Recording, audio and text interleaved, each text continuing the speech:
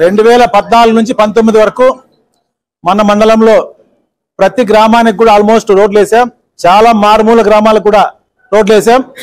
ఇంకా కొద్దిగా ఉంటే టెండర్లు కూడా అయిపోయిన పరిస్థితిలో ఈ సైకో ప్రభుత్వం వచ్చి ఆ టెండర్లు కూడా క్యాన్సిల్ చేసి కేవలం చూసుకుంటా ఆడుకుంటున్నారు.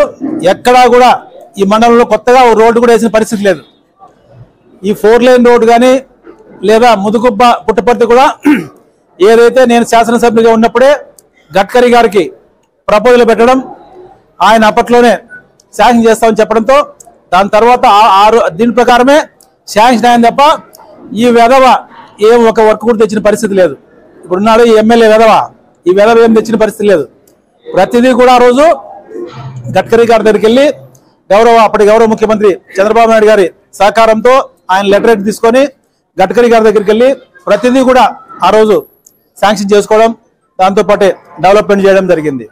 కేవలం ఈ నియోజకవర్గంలో స్థానిక కేతిరెడ్డి వెంకటరామరెడ్డి ఆయన అనుచరులు ఒక 10 మంది తప్ప మిగిలిన అందరినీ కూడా బజార్లు వేసే పరిస్థితి. ఆయన మాత్రం దాదాపు 3 నుంచి 4 వేల కోట్ల అభివృద్ధి చెందినాడు. ఆయన సొంతంగా ప్రజల రక్తం పీల్చి గుడ్ మార్నింగ్, కబ్జా మార్నింగ్, రకరకాలుగా ప్రతిదీ కూడా డబ్బులు లేకుండా ఏ పని జరిగే పరిస్థితి లేదు. రిజిస్టర్ కావాలంటే ఆయన కప్పం కట్టాల, రైతు ఒక భూమి కొంటే వాడికి కప్పం కట్టాలి, అమ్మినోడు కప్పం కట్టాలి, రిజిస్టర్ కావాలంటే కప్పం కట్టాలి. ఎక్కడి నుంచి పలగాల రాజ్యమేమో ఇది? ఎవడబ్బు సొమ్మని పుల్లుల సొమ్మంతా తినేస్తే అయిపోతుందా? అంతా కూడా ఖచ్చితంగా కక్కిస్తాం. మళ్ళీ ఎవరైతే నువ్వు సూట్ కేసు ఏ విధంగా వచ్చావే అదే సూట్ కేసుతో ఇక్కడి నుంచి మళ్ళీ తరిమేస్తాం. ప్రజల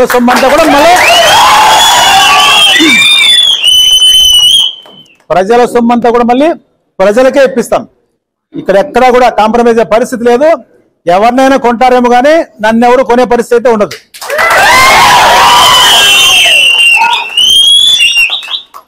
మన నియోజకవర్గంలో చాలా వరకు మొన్న కూడా 4 హామీలు చెప్పాను. ఒకటి, సోలార్ 5,000 మెగావాట్ తీసుకొస్తాం తప్పకుండా మన నియోజకవర్గానికి. రైతుకి ఎకరాకు 30,000 సంవత్సరానికి వస్తుంది. 5 ఎకరాలు ఉంటే ఒక ఉద్యోగం కూడా ఇస్తాం అబ్బా. ఇంట్లో రోజు 2 గంటల సేపు పని, 15,000 రూపాయలు నెలకు జీతం వచ్చే విధంగా అదొకటి. అదేవిధంగా ఈ చిత్రావతి నుంచి లిఫ్ట్ పెట్టి మన మండలాలంటూ కూడా నీళ్లు తీసుకొచ్చే విధం అదొకటి. దాంతోపాటే ఏదైతే ధర్మవరంలో చేనేతలు ఎక్కువ ఉన్నారో ఒక మెగా క్లస్టర్ ఆల్రెడీ ఇంతకు ముందు 200 కోట్లు తెచ్చిందాం.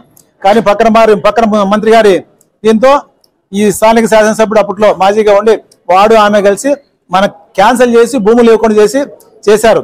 కానీ ఇప్పుడు తప్పకుండా ఆ రోజు 200 కోట్లు, ఈ రోజు 500 కోట్లు తప్పకుండా తెచ్చి ధర్మవరంలో చేనేతలకు దాదాపు 10,000 మందికి ఉపాధి కల్పించే విధంగా తప్పకుండా చేస్తాం. దాంతోపాటే మన జిల్లాలో, ఉమ్మడి జిల్లాలో ఎక్కడా కూడా ఒక గవర్నమెంట్ కాలేజ్ తప్ప మెడికల్ కాలేజ్ ఎక్కడా కూడా మెడికల్ కాలేజ్ లేదు.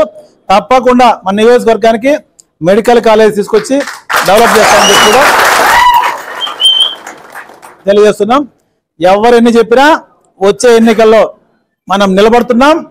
1,00,000 ఓట్ల మెజారిటీతో గెలుస్తున్నాం.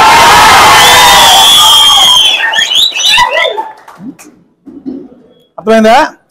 ఈ 2 నెలలు 3 నెలలు ప్రతి కార్యకర్త కూడా కొంచెం కష్టపడి అందరికీ కూడా కన్విన్స్ చేసి చెప్పి మనం ఏం చేసాం, ఆ విధవ ఏం చేశాడు, మనం వస్తే ఏం చేస్తాం, ఆ విధవ వస్తే ఏం చేస్తాడు, ఆ విధవ వస్తే ఇంట్లోకి వచ్చి భూములు కూడా రాపించుకుంటాడు. అర్థమైందా? ఇప్పుడు విధవ వస్తే ఇంట్లోకి వచ్చి భూములు కూడా రాపిస్తాడు. ఇప్పుడు రిజిస్టర్ ఆఫీసులో వస్తున్నారు, నెక్స్ట్ భూములు కూడా రాపిస్తారు. కాబట్టి ప్రతి ఒక్కరూ కూడా 1-2 సార్లు ఆలోచించి తప్పకుండా 1,00,000 మెజారిటీతో గెలిపించి మళ్ళీ చంద్రబాబు నాయుడు గారిని